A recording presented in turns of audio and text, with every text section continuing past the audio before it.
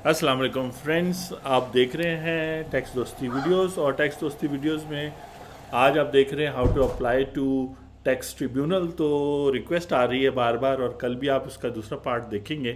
तो रिक्वेस्ट आ रही है कि जी ग्राउंड्स ऑफ अपील कैसे लिखे जाते हैं। तो बहुत सिंपल है।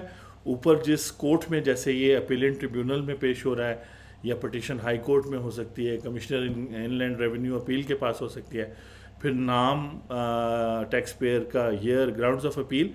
ये पहले दो पॉइंट्स जो हैं वो तो यही होते हैं कि जी कमिश्नर अपील ने भी, क्योंकि जहाँ जिस फोरम पे आप कर रहे हैं उससे नीचे फोरम का आप जिक्र करते हैं कि जी कमिश्नर अपील ने भी और एडिशनल कमिश्नर दोनों ने गलत फैसला किया। फिर लिखते हैं विदाउट प्रेजुडिस टू अबव, यानी ऊपर के दो पॉइंट्स तो हैं। आप बेसिकली फैक्ट्स लिखना शुरू करते हैं। और नॉर्मली मैं जो हूँ फैक्ट्स जो है फोरम वाइज लिखता हूँ। यानी एडिशनल कमिश्नर ने ओरिजिनल असेसमेंट ऑर्डर किया था 122(5)(a) का, तो उसने जो फैक्चुअल मिस्टेक्स किए, जो फैक्ट्स उसने कंसिडर नहीं की, मैंने वो यहाँ लिखी। फिर उसने जो ऑर्डर पास किया, यानी कि एक तो एक तरह से आप कह सकते हैं कि शुरू में जो चीज़ें उसने उसको देखनी चाहिए थी खुद, क्योंकि टैक्स वाले नहीं देखते चीज़ें, वो मेंशन की। फिर उसने जो असेसमेंट ऑर्डर पास किया उसमें जो उसने फैक्चुअल गलतियां की, उसने जो फैक्ट्स को इग्नोर किया, जिससे मेरा क्लाइंट जो है, टैक्स पेयर जो है, वो उसका केस राइट होता है और टैक्स अथॉरिटी का केस रॉन्ग होता है। तो वो सारे थर्ड पार्टी डॉक्यूमेंट्स वगैरह उन्होंने इग्नोर किए। और फिर कमिश्नर अपील ने को कैसे, जिस तरीके से फ़ैसला किया, उस फैसले में जो फैक्ट्स उन्होंने इग्नोर किए, उन्होंने अप्रिशिएट नहीं किए, तो वो सारे, इंक्लूडिंग एक बड़ा इंटरेस्टिंग फैक्ट कि जैसे ही मैं ट्रिब्यूनल ऑनरेबल मेंबर्स के सामने खड़ा हुआ था, तो उन्होंने मुझे कहा कि जी आप कमिश्नर अपील के फैसले से खुश नहीं है तो आप वापस वहाँ जाएं, वो आपकी बात सुनेंगे। तो ये ग्राउंड नंबर 19 है कि that the commissioner inland revenue appeal did not allow the authorise representative, यानी मैं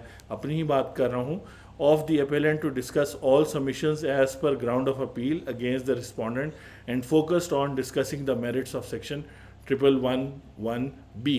यानी मैं जब गया कमिश्नर अपील के पास तो उसने कहा बेटा मैं कोई बात भी नहीं सुनूंगा, आप सिर्फ ये डिस्कस करें कि ये अनएक्सप्लेन्ड इनकम है, इसको माने तो मैं आगे चलूँगा। मैंने कहा सर यही तो पॉइंट है कि ये अनएक्सप्लेन्ड इनकम नहीं है, ये तो इसी के पैसे हैं जो इसने बाहर से भेजे थे। और फिर मुख्तलिफ सर्कुलर्स और केस लॉज, और ये जो क्लाइंट हैं ये टैक्स दोस्ती के फ़ैन भी हैं, तो उन्होंने स्टेट बैंक को भी और टैक्स मोतसिब को भी लिखा था, उन सब ने उसके फेवर में लेटर्स लिखे थे, वो सब इग्नोर किए, जो फिर ट्रिब्यूनल के केस में जो है वो हमारे फेवर में गए। और चूंकि वो टैक्स दोस्ती फ़ैन थे, उनका कॉन्फिडेंस था कि भाई मैं राइट पर हूँ, तो वो पहले खुद से फ़ाइट करते रहे। और फिर commissioner, additional commissioner, commissioner appeal ने उनकी बात नहीं मानी। कमिश्नर अपील मैं गया था उनको रिप्रेजेंट करने, तो ट्रिब्यूनल उन्होंने भेजा, मुझे कॉन्फिडेंस है कि आप जीत जाएंगे, और फिर हम केस जीत गए।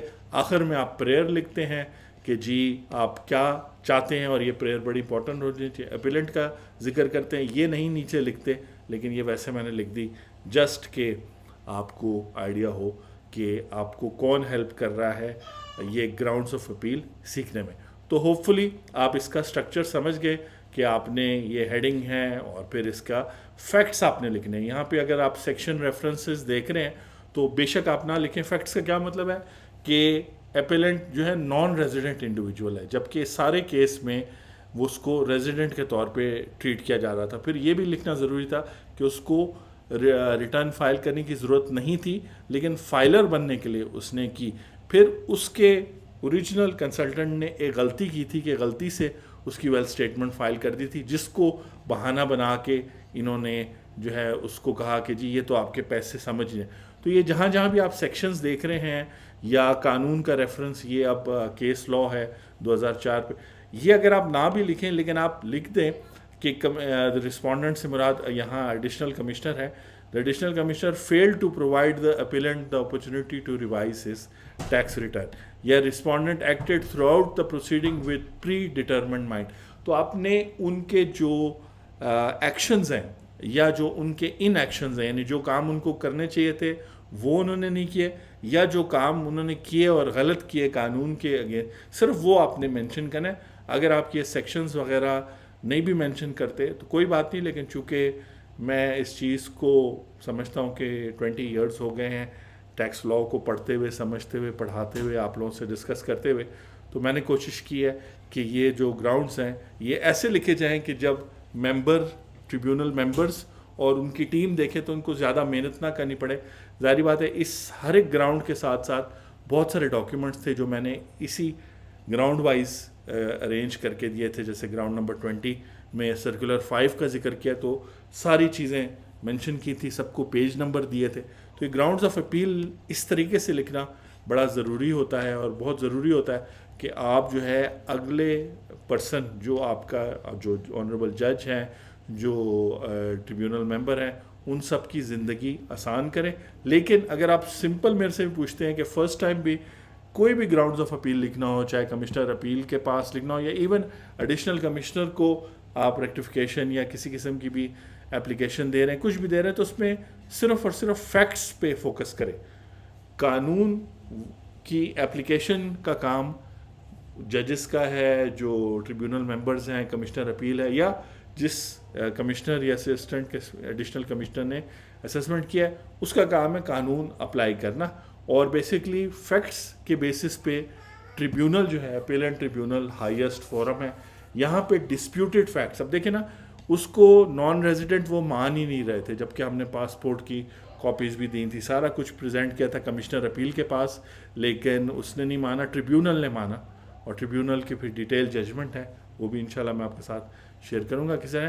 तो आई होप कि आप how to apply to tribunal का फॉर्म ए देख रहे हैं कि उसको फिल कैसे करना है और उसकी टेक्निकलिटीज़ क्या है। ग्राउंड्स ऑफ अपील कुछ भी नहीं है, बस फैक्ट्स हैं। तो आप बैठे अपने क्लाइंट के साथ और उससे A to Z सारी चीज़ें पूछें, और याद रखें कि आपको पता होना चाहिए कि ये फंडामेंटल चीज़ें हैं कि वो रेजिडेंट है, नॉन रेजिडेंट है, उसकी इनकम टैक्स रिटर्न की बात हो रही है कि वेल्थ की बात हो रही है, उसने वेल्थ फाइल करनी थी कि नहीं, ये हर केस में रेलेवेंट बनता है। उसने पैसे कैसे भेजे, उसने एसेट कैसे ख़रीदा, उसने इनकम कैसे कमाई, लॉ क्या कहता है, उसने क्या रिकॉर्ड रखा था, बिजनेस इनकम थी, कैपिटल गेन था, बहुत सारी बातें जो आप मुझसे सुनते रहते हैं। मैं हूँ आपका टैक्स दोस्त और टैक्स होस्ट एंथनी विलियम्स। ये एडिशनल वीडियो आपको आपके रिक्वेस्ट पे के ग्राउंड्स ऑफ अपील कैसे लिखी जाती हैं इस तरह है, सिंपल स्ट्रक्चर है।